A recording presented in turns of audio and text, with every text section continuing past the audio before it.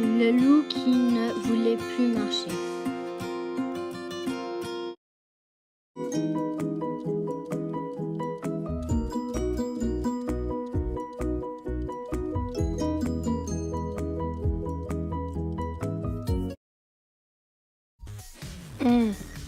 J'avais le loup achète un vélo pour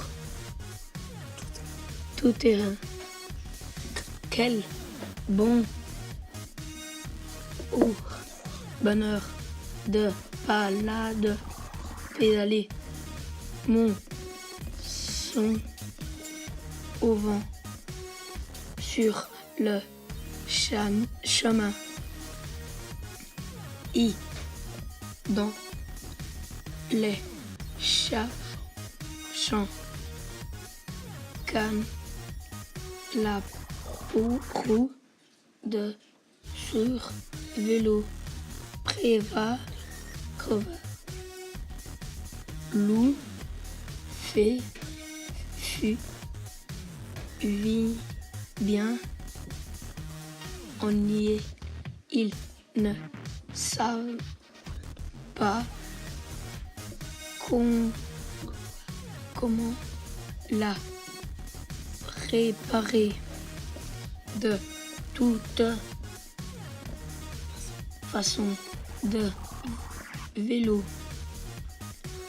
j'en ai pas assez de signes dit-il.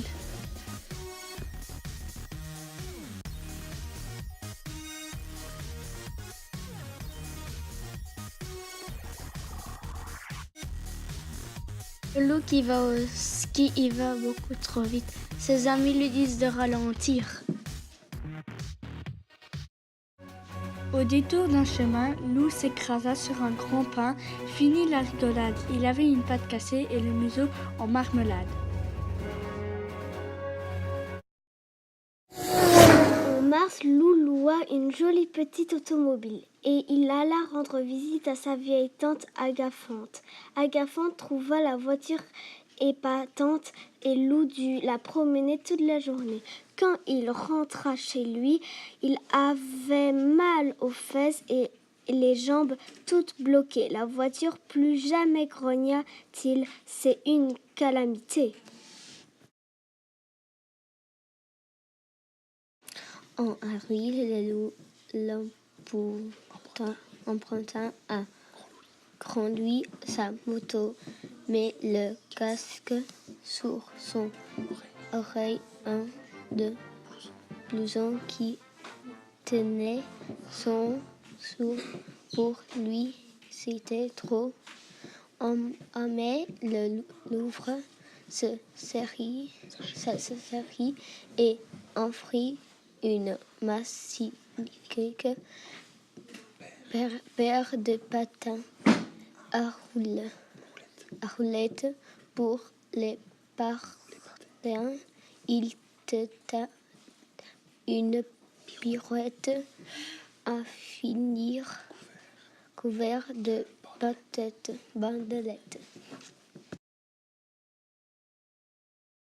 En juin, le loup trouva une paire de bottes.